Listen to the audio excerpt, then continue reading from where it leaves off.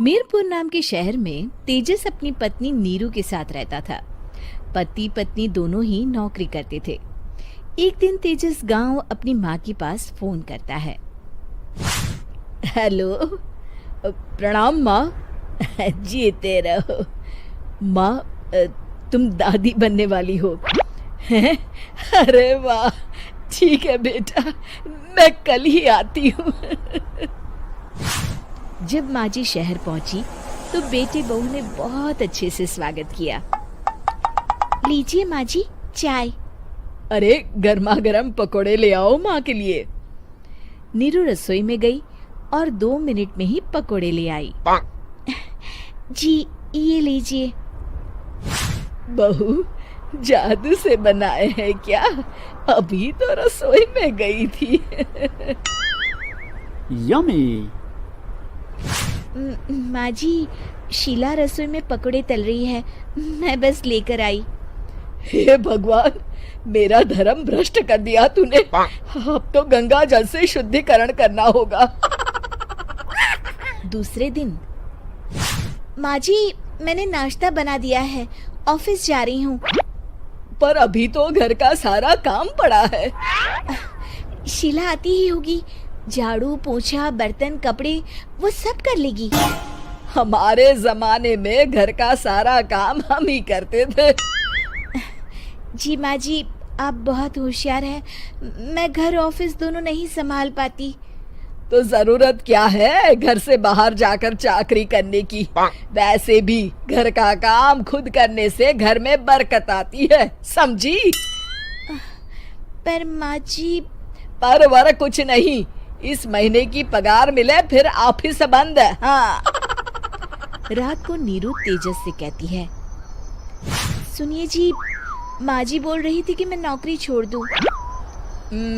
वैसे ठीक ही तो है, अभी तुम्हें आराम की जरूरत है। फिर भी आराम कहाँ, शीला को छुड़ाने के लिए बोल रही थी। तो अब 24 घंटे में इतना काम तो कर ही सकती हो। पर जॉब पसंद है मुझे, घर पर मन नहीं लगेगा।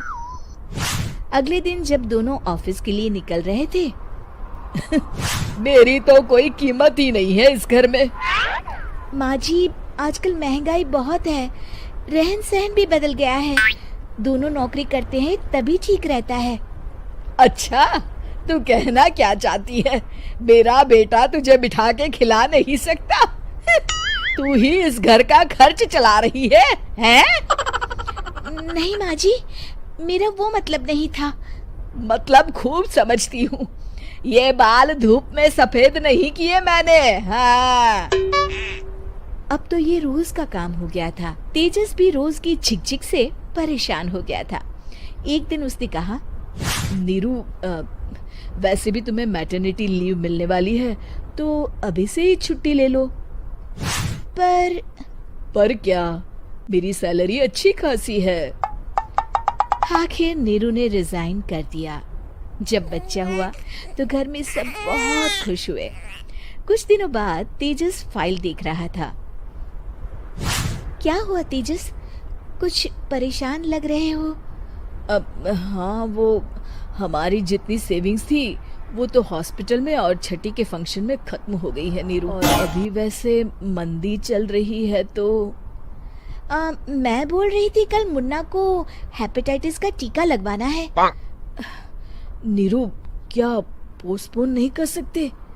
नहीं जी, बिल्कुल नहीं। अब तेजस को समझ में आ रहा था कि उससे गलती हुई है। पैसों की कमी का असर घर के माहौल पर भी पड़ रहा था। अगले दिन, बेटा मेरा चश्मा और ये दवाइयाँ ले आना, पर्चा देते हुए माँ जी ने कहा। जी। तेजस, मुन्ना के लिए दूध का डिब्बा और डायपर भी ले आना, और ये किराने के सामान की लिस्ट है, इसे भी लाना है। तेजस गुस्से में लिस्ट मरोड़कर फेंकता है और चिल्लाता है, पैसे क्या पेड़ पर उगते हैं? ये ले आना, वो ले आना। अरे पर ये जरूरत का सामान ही है। वो गुस्से में बिना कुछ कहे ऑफिस चला गया। अरे अरे लंच तो ले जाइए। नीरू दौड़कर डिब्बा पकड़ाती है। एक दिन खाना खाने के बाद, नीरू, अब तो मुन्ना कुछ बड़ा हो गया, तो अब तुम वापस ज्वाइन कर लो ना जॉब। पर इस रिसेशन में जॉब मिलना बहुत मुश्किल है। ट्राई तो करो।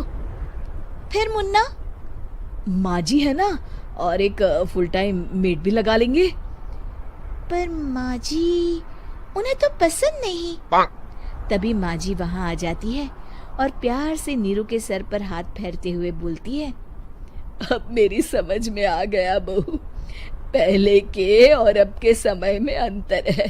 तुम काम शुरू करो, मुन्ना की जिम्मेदारी मेरी। मेरी प्यारी माँ जी। ये कहकर नीरू उनके गले लग गई। शिक्षा, परिवर्तन संसार का नियम है, हमें भी समय के साथ चलना चाहिए। उम्मीद है कि आपको हमारी ये कहानी पसंद आई होगी। कृपया हमारे चैनल को सब्सक्राइब करें और सभी अपडेट्स के लिए बेल आइकन जरूर क्लिक करें। और हाँ, वीडियो लाइक और शेयर करना मत भूलिएगा। Bye bye.